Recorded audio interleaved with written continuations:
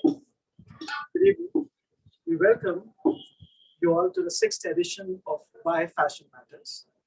Today we are here live from Studio 1111, which is one of the most recent and most profound practices of how fashion systems in the country must be working and should work in the most sustainable and optimized ways of bringing in the communities of artisans and the viewers together. We have with us one of the founders of 1111, Mr. Himanshu Shani.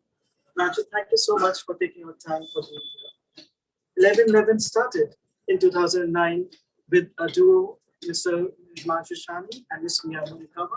It has been almost over a decade, and how these beautiful practices of bringing in a community of weavers who redefine the organic handspun cotton and identifying new processes and standardizing the natural dyeing techniques such as the indigo and making them part of the DNA of the brand that exists for so many of these years. It has come a long way. For Himanshu, the journey actually started way back in the early of 2000s when he was actually studying his master at the prestigious Domus Academy in Milan. It is in Milan that one actually questions the status quo of what fashion is. What are the real systems? What goes behind the real commerce of what fashion stands for? What is relevant? What is rudimentary? And what actually becomes redundant over a period of time? It is there that one actually understands what works and what doesn't work.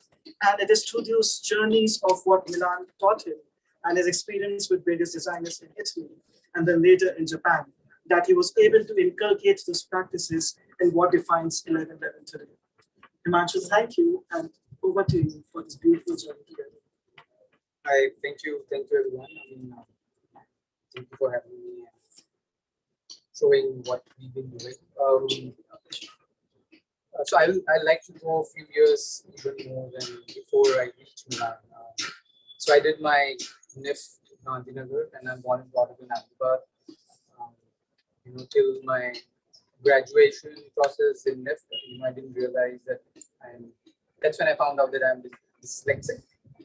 And straight after NIF Gandhinagar, I got a part scholarship and I went to Domus in 2001, and that's when I started doing my masters. And that is the journey where I started understanding what made in Italy is and why what the Italians are doing and what they are known for. I worked with in Domus. I came across an architect whose name was Renato Montenegro, who saw my work and who actually engaged me to one of the projects he was doing for 55 DSL, which is an art directed by Andrea Rosso. He's one of the first son of Renzo. And Andrea saw the work, what I've been doing, and which had an influence of my culture, India, where I'm coming from, and what I was learning and seeing what was happening in Italy. But through working with these people, I more got into the whole understanding of why we do something for generations and generation and what something is called to preserve. When in Italy, I was working with someone called Giuseppe Menta. He's a printmaker and he's a very senior. He's today 75, I think actually 82 years old. And he's one of the first printmakers where I actually came across what how the printmaking used to do and comes from the same school as well. And we traveled to India even together and worked with some of the Khadi groups here, worked with some of the students in Banaras. This is in 2000. Same time, my spending time doing some work as an art researcher for them. Again, traveling back and forth India and Italy, where we were discovering things. This journey kind of made us set up our own studio here in Delhi, in Oscar's Village, where we were consulting various brands, some Italian brands as well as some Indian brands. Very creatively directing the device in India. Later in 2009, we started our own brand, 1111, and which has a principle. Principally, we look at the whole philosophy of where the origin of what we wearing is coming from. Mia, my business partner, who joined the brand a year later and who comes from again a very strong art and her Japanese background. She's half Japanese and half white. She lives in New York right now. She was based in India for almost 8 years. Um, so she's been part of the entire journey so far of me doing it. I would actually like to share one of the videos which recently we have made, which gives you an idea of one of the product processes what we do. Which and then I would like to take it forward, show you what we do. Thank you. So we will just share the link of the video in the chat on Zoom. At the same time, we'll be streaming it live on Instagram. So please follow us at the same time and we'll be able to show you. Yeah. Sure. Nice.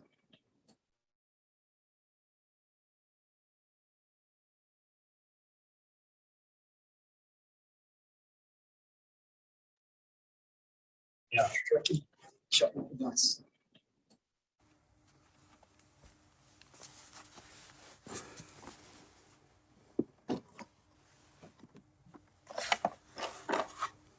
Yeah. Sure. Nice.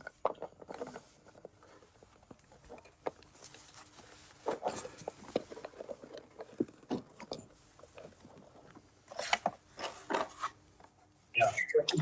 Sure. Nice.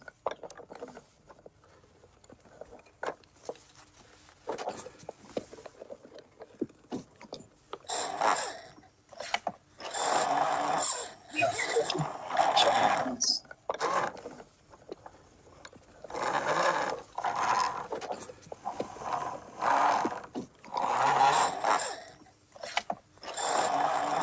Yeah. Sure. Nice.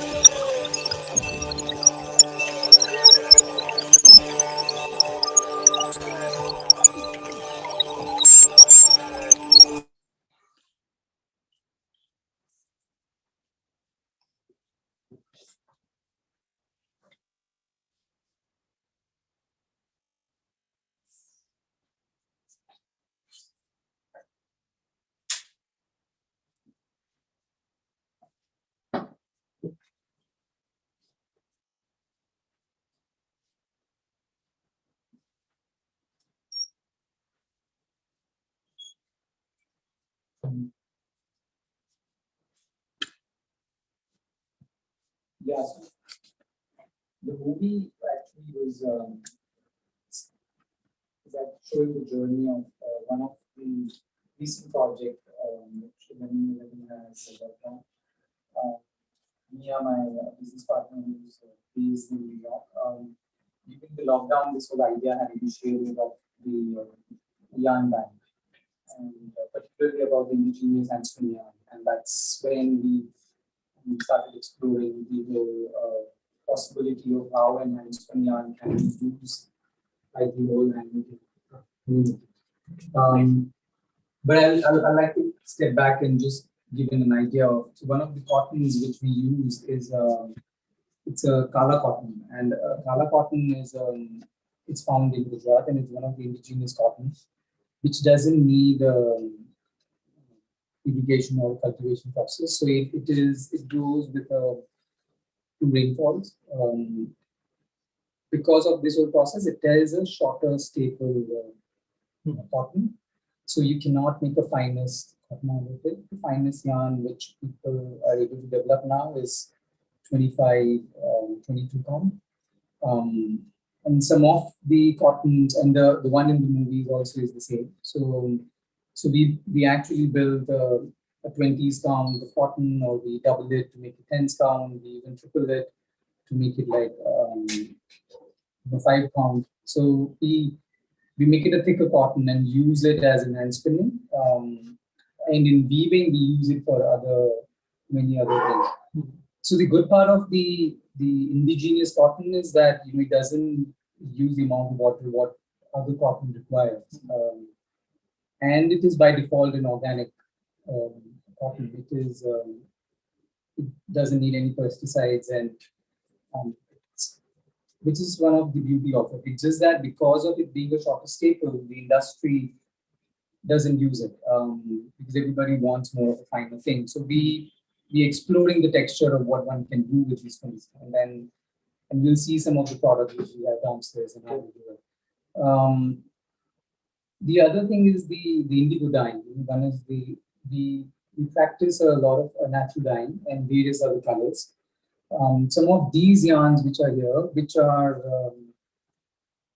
actually these are from hill cotton, which is from a place called Ponduru. It's near Vishakhapatnam, and this is actually one of the finest cotton. So this is also an indigenous cotton, and this makes a yarn which is almost 100 count, and this is completely hand spun. So when we talk hand spinning, we're saying a single spindle spinning, so which is done on a peti charka, what you saw in the movie, or it is done on a kishan charka, or the Gandhi charka, the images you know. So the Pondu people use the kishan charka, and what we've been spinning is with the peti charka, but they all are single spindle. So this cotton, the Pondu one actually makes the finer. So these are the other indigenous cotton we use. Natural dyeing is something we like to explore, and various different kind of dyeing we've been doing a mixing of colors. So there's a pink which is done with the sapan wood. There is a yellow which is pomegranate. Indigo is something we explore a lot. So you have a dyeing which is space dyeing which is done. So where you explore different ways of doing it. This particular yarns are made for hand knitting, so how this texture will come out in a garment will be different. And going back to the whole conversation of this yarn bank, which I was talking about. So where we exploring how a cotton can be used in knitting, and we're building a series of different kind of yarns. Very soon we want to build the same thing with Indian desi wools, so which will be again an hand spun indigenous wool from India. What I like to show you is the small the workshop we have here. I'd like to take you through the journey there, and we have a small indigo pit here, which will give you an idea of what the natural indigo is. So yeah, just follow me.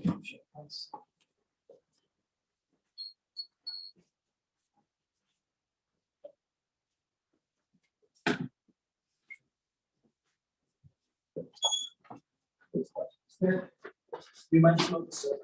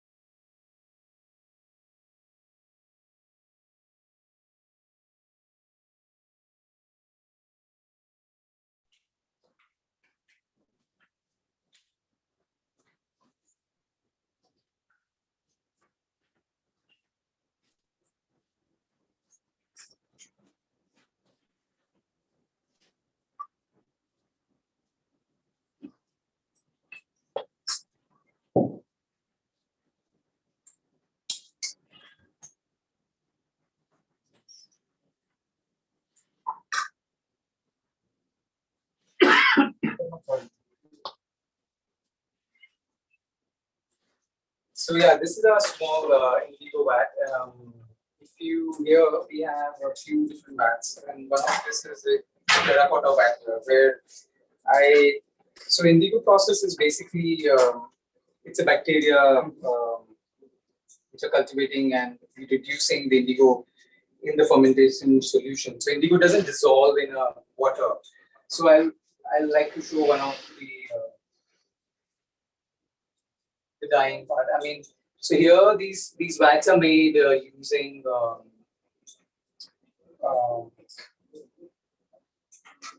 mehendi powder. This is one of the food ingredient we use. Dates is the other one. Control the pH. So this water is almost 4.5 years old. So we keep reusing the same water. So you do a yarn dyeing, you do a garment dyeing, you do a fabric dyeing. Different depends upon what the design is, and it's an oxidization process. So when you dye something, it's the water it's greenish, yellow. It's not indigo in color inside. So, but when you take out the product, which comes out greenish, and with an oxidization process, it becomes blue. And these vats are completely 100% natural. So we have to keep taking care of him like a baby. So yeah, so it slowly kind of changes into blue. And every dip of the indigo, it gets darker. So this is a lighter indigo. So if we dip it again. So what is the gap that you need to give with every dip? There are different theories to it. Some of our artisans back in Kutch, they believe in to kind of completely dry it. Some believe in doing an oxidization. So if it just oxidizes in the air, and after a few minutes or certain 20 minutes or something, you can again re-dye it. Then you need to give a breathing space for the yarn to breathe. Yeah, is what I would believe. So the more the dips you do, the darker it gets. An idea of hand dyeing is that every piece comes out unique, right? So there's no sort of semblance between the two. Or are there levels that you sort of mark for yourself? Yeah, so you always have a kind of a certain kind of a reference that you want to do it. It also depends upon vat. This vat is dyeing a little bit darker today, might be it is not in the same health tomorrow because it varies from time to time. Like right now, it's getting hotter, so it's not 100% in their section, so you'll be like 70%. So yeah, you have to keep take care of them. It's like the babies. We have almost 7 of them here. We have almost around 2,000 liters of indigo.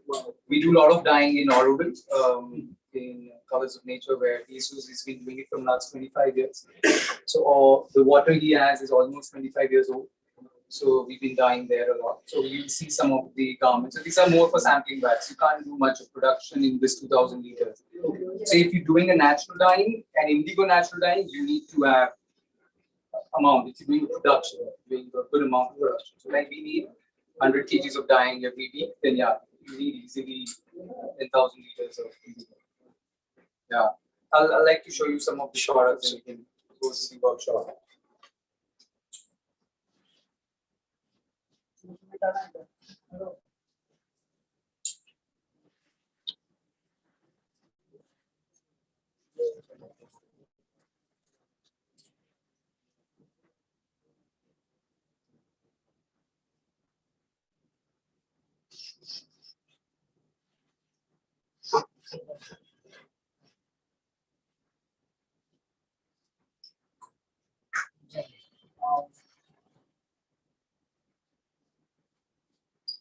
So here we see a patchwork, one of the reclaimed patchwork. This actually an artwork. Mia, my business partner, she had actually developed long back, around 6-7 years back, and these textiles are almost accumulations of you can say 4 to 5 different seasons. So there are wool, there is a cotton, there is a block printing, there is a yarn dye, different weights. There are 0 count, 10 count, 30 count, but all naturally dyed. So we made one of the rugs for our shop in our own flagship store in Oscar's Village. And then now we have this in particularly a 2 feet by a 6 feet size, which is like a yoga mat. So they are assembling each and every pieces. So as you see there is a graph on the wall which is actually showing the different pieces which has a different codes, and each code resembles a different kind of fabrics which we are using. So the artisans are trying to place them and kind of decomposing the same artwork. If you could give an example of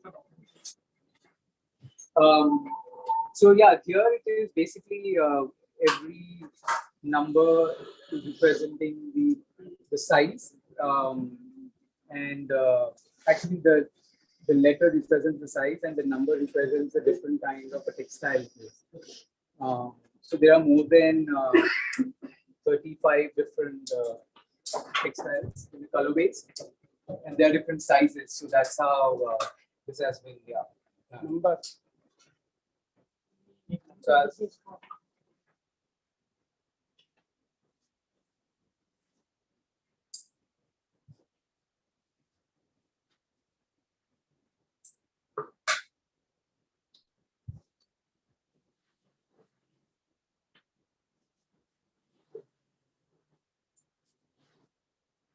here we have a finished product of that, which you just saw. So it's basically then freehand machine embroidered. So where the patches kind of get together and become like a quilted thing. It has a rug underneath, and then they kind of do it. So yeah. So this is a part. This particular rug is a part of the reclaim line. But when we, and this one is it's a kanta quill, which is again a part of the reclaim line where each and every pieces are put together as an artwork, and then we send this artwork to cut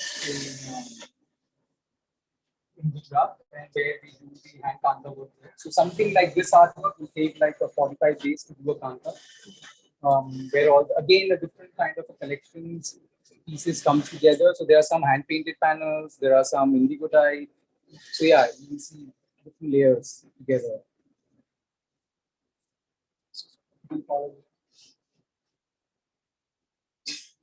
So here we are hand painting. We are hand painting using a mud resist. I'll show you some of the part of what we're doing. So mud resist is used in the Ajrak block printing. So in some of the paintings we're doing like resisting using the mud, and then we are going to over dye into this.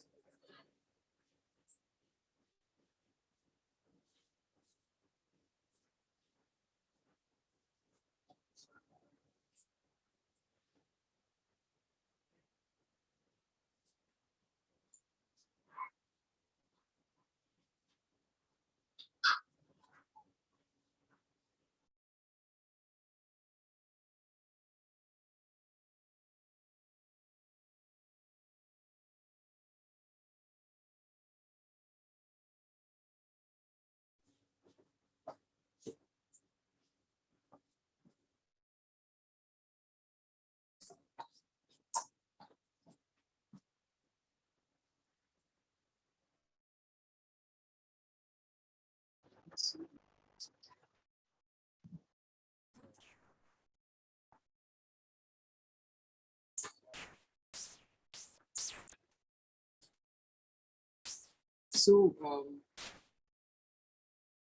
basically, the reclaim, what you saw upstairs was a more of a reclaim where the leftover pieces from the garments which we make, and that's when we decompose something out. So the accessory line, some of the home products which we make out of it.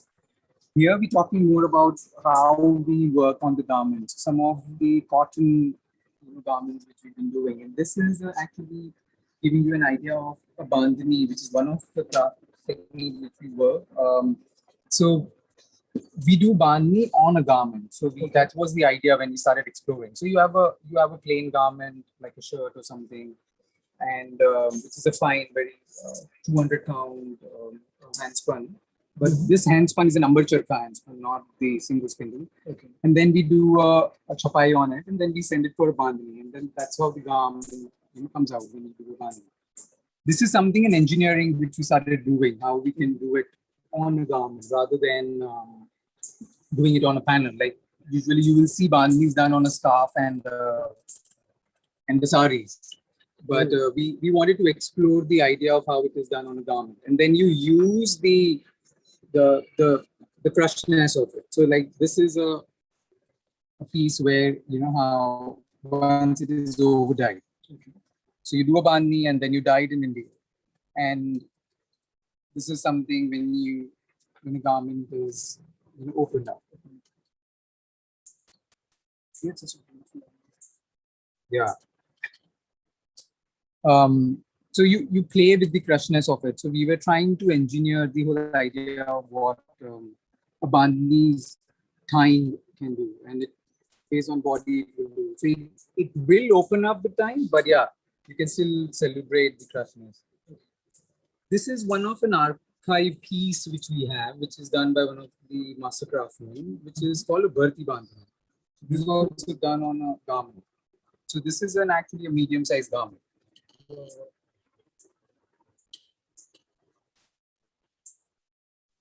So yeah, this is almost 3 meters of fabric.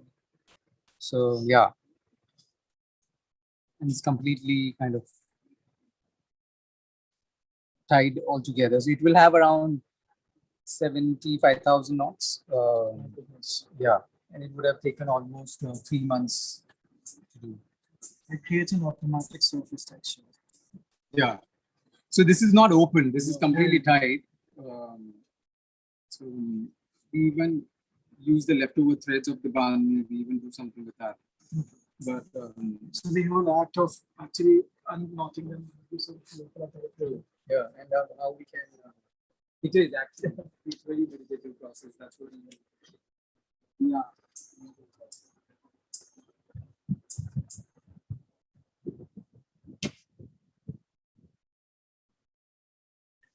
Those were one of these examples of The hand painted ones. Yeah. So I'll show you that.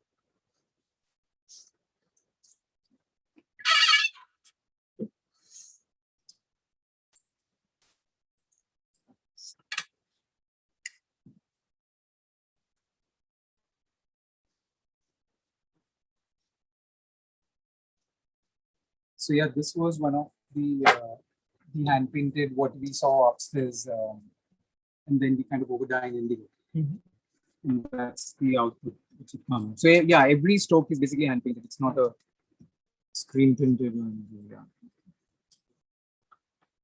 And this is a 40s count. Organic cotton. Yeah. I'll show you other garments. So this is the yellow which we saw in a product, and this is a linen.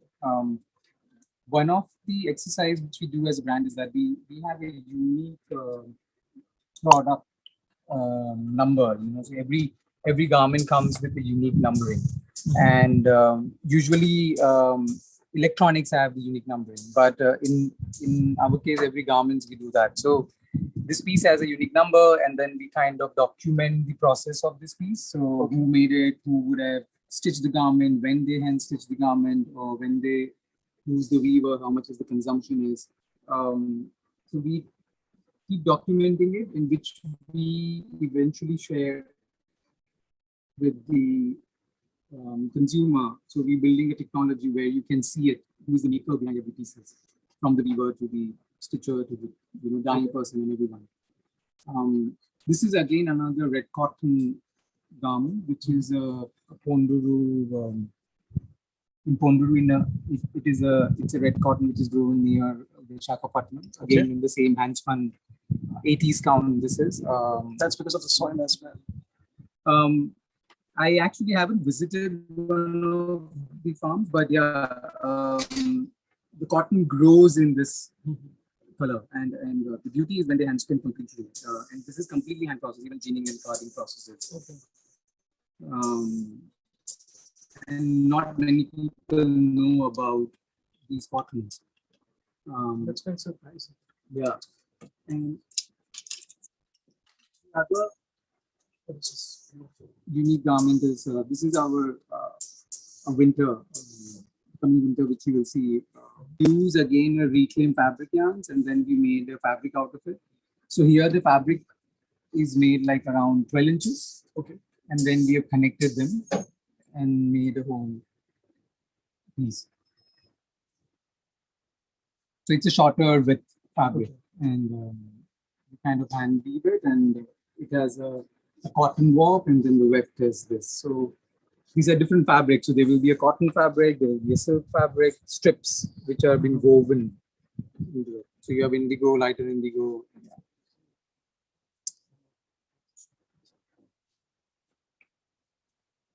Yeah.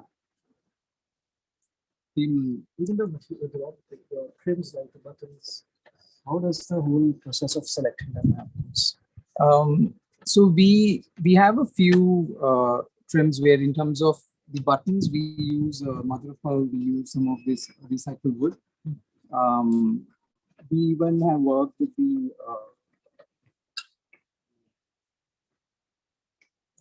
ceramic buttons. So these are something we have explored in the past. So we don't have a huge range of trims, but there are certain range which we do. We do a crochet button. So one of the things.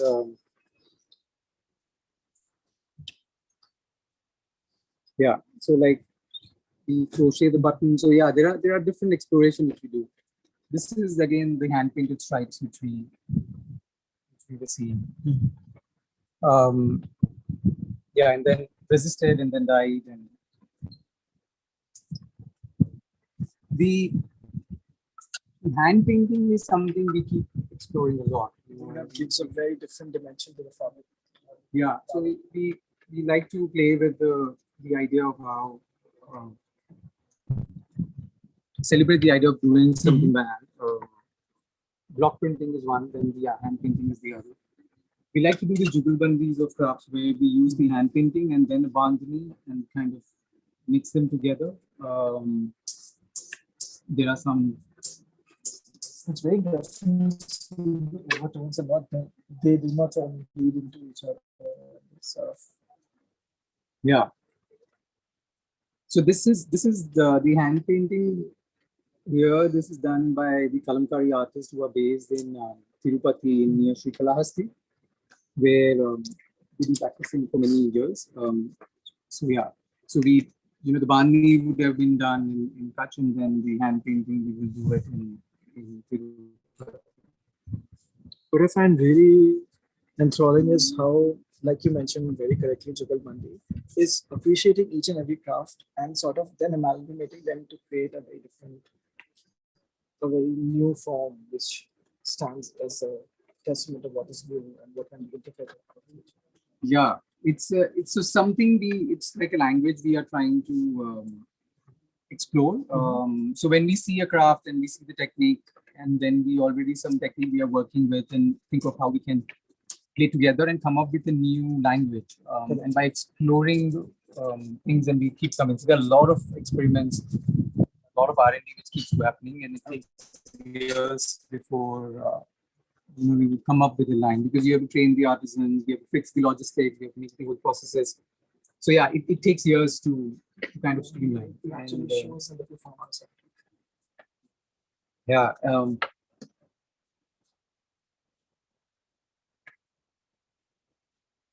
These are the Jamdani something. This is one of the old archive pieces. So, even here in the space, the one on the top is all the archive which we are storing. So all the things on the top layer are all archives. So these are almost 11 years of collections, which is different season, winters and summer. So one of the seasons, so these Jamdani would have been in 2013 or 14 when we were not doing everything with natural dyes. So these are not natural dye extra weft, but yeah, we were exploring the idea of how a pattern of a Jamdani can be done, not have a single motif, but you play with it. So yeah, again playing on the loom, how how an artisan can make an artwork, which is a longer repeat, and yeah, and explore that whole part.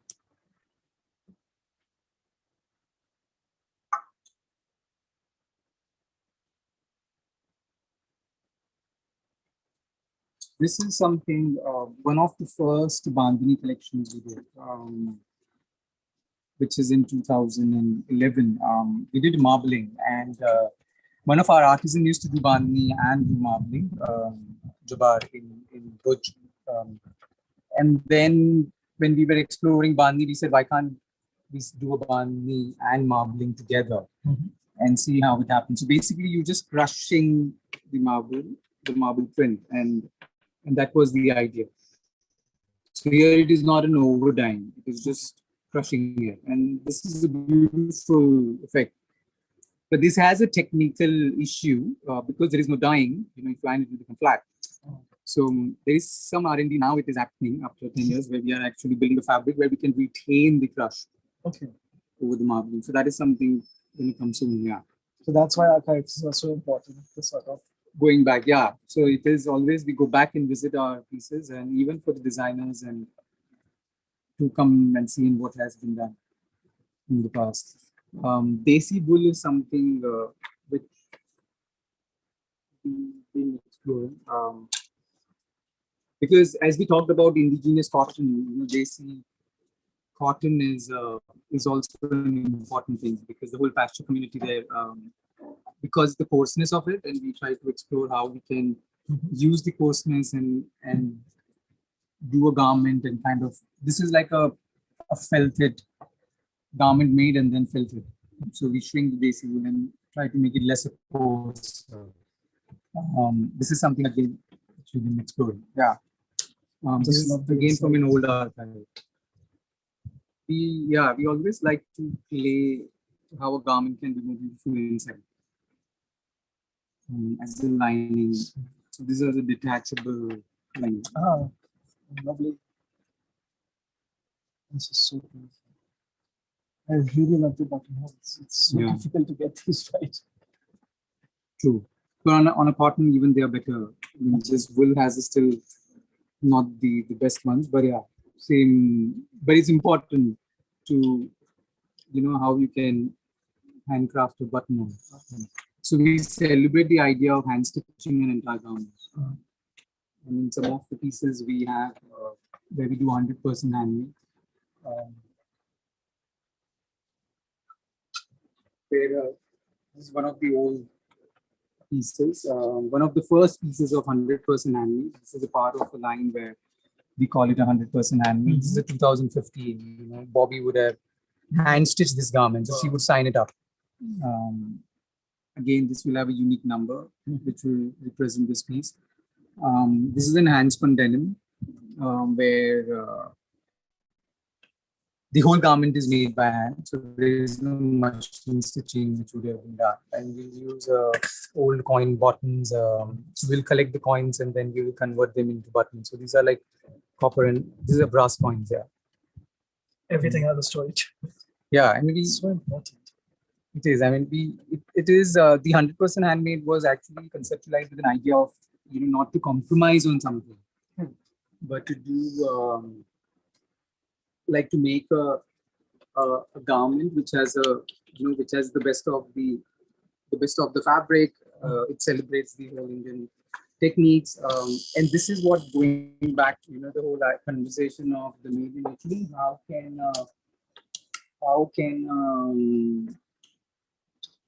and made in India has an equivalent um, to what made in Italy is. In Italy, still you don't get a lot of handwork techniques and the celebration of different crafts. In India, we have it, and I feel that is the strength of the country. It's there the product development which needs to happen, which can kind of build it. So, like celebrating the indigenous cotton, we've been doing the natural indigo dyeing. Japan has been doing a lot. So, and that is something we like to keep focusing on and revisiting and questioning where it's coming from. This is one of a recent home line which we're doing. It's a rug. It's a block printed rug, and it's completely made from a handspun yarn. So this is almost like a 4 kg. The hand spinning would take more than a month. Okay. These are 8-ply handspun yarn done on a peti charka, again a kala cotton. The beauty of the hand spinning is that it really it's not highly twisted, so it's super soft, and and it folds very small. And this is like a 6 feet by 4 feet rug. So then we block printing in Ajapur. This is one of our classic block printing which we do. Resist and then overdyed in Indigo. Absolutely. So it's so muted. Yeah. And then it's hand knotted in the end. Is this also the It is called a kharad weaving. This is one of like a panjadari which is done, and the kharad is the one they do it in Gujarat and in Rajasthan, and they hand throw each and every shakti and then they make it. So it's completely, and you can say woven. So you will see some of the signatures of hand knots in the back or even in the front. Yeah. So these processes are very meditative, and it seems like which is the idea to celebrate it. So Miyake focusing on my business partner, keep focusing on how we can elevate the whole same idea of the meditative processes, and to integrate a design where we don't want to change these processes, but define the product and make a global product, which we would like to celebrate it. Yeah. Here, when we make a lot of garments, there are a lot of, eventually there is always a leftovers, and the leftovers we use in the quilt and the patchwork which we saw, and the smallest of the leftovers we actually make it into paper making. So these are archival papers. These are some recent papers we have made. So these are some decollage papers we are making, which are completely made from our leftover cottons. So you have an A3 and an A4, different grams, so 300 grams, 600 grams. So we use it for our collaterals. We even make diaries out of it. So you have the paper inside, which is made out of the same leftover, which has the whole journey.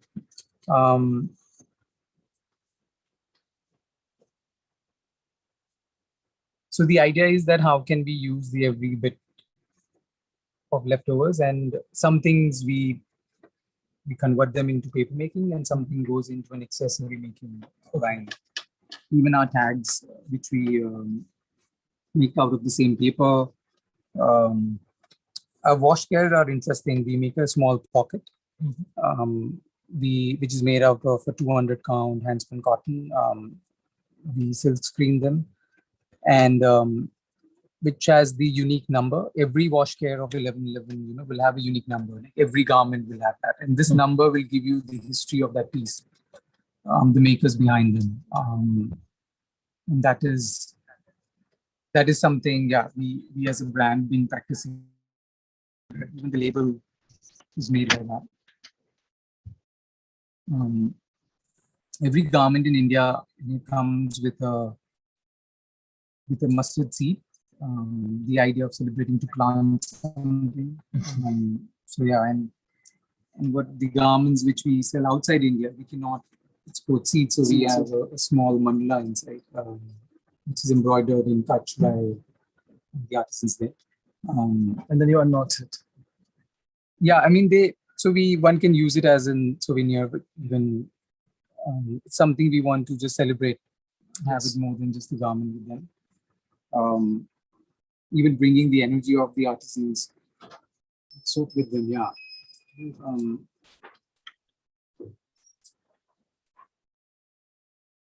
These are some of the packaging bags which we do. So every bandhani garment comes in a knitted bag. So this is a cotton knit bag which we say that you can even machine wash it if you do it inside. So you dry it and you wash it in the bag. So the opening of bandhani is lesser. It's not that it will not open, but it will open lesser because you want to retain the crushed part of it. So you flat dry it and you machine wash within this. So we don't say that you dry clean our garments. You can machine wash them. It's a cold water dyeing, and if you do the dry cleaning, then you're defeating the whole purpose of the going away from the chemical.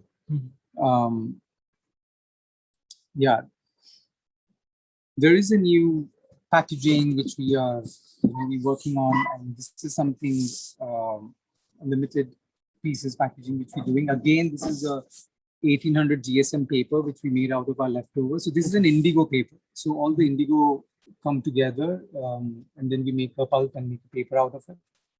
And then we design a whole packaging. These are something which we're going to ship out very soon. So they are come in a drawer. So rather than something which one can use it, this is the handspun sweater which you saw in the movie. Right. The whole idea where we begin with.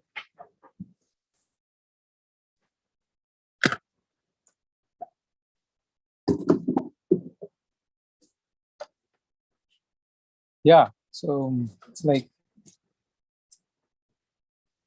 every artisan even have a pehchan who kind of does the handwork, and they kind of signature it. So the small embroidery which comes with everything. So yeah, this is what we do, and it's been such a beautiful journey, and I'm actually so inspired by sheer details that go into everything. And I think that is what is very important when you're creating something from the heart. Yeah. And, this is something which we try to communicate to the students at all times. The importance of creating the DNA before you start getting into designing a brand or product. And how, it's been almost 13 years, 12 years for you. How have you ensured that the DNA is not compromised at all? Because I think that is what stands, and that's how everything so falls into place. Lego, it's not easy. There is always back and forth. You keep losing a track, you keep coming back, and you keep losing the track, and again you keep coming back. So we have learned a lot. We haven't sold a lot of garments, but we have actually made our foundation very strong of where we source things and where we come from. We are questioning each and every cotton yarns which we source in. So each and every slivers of cotton which we buy in. So we managed to control almost 60% today. We still have 40% more to go. We even now, having our silk coming from Kashmir. So the mulberry silk which comes from there. So they have a cocoon and the whole yarn making which is done there. Few years back, we were buying it from China. So we're questioning every part, and we have managed to do that. And the design, which is always on the top of everything.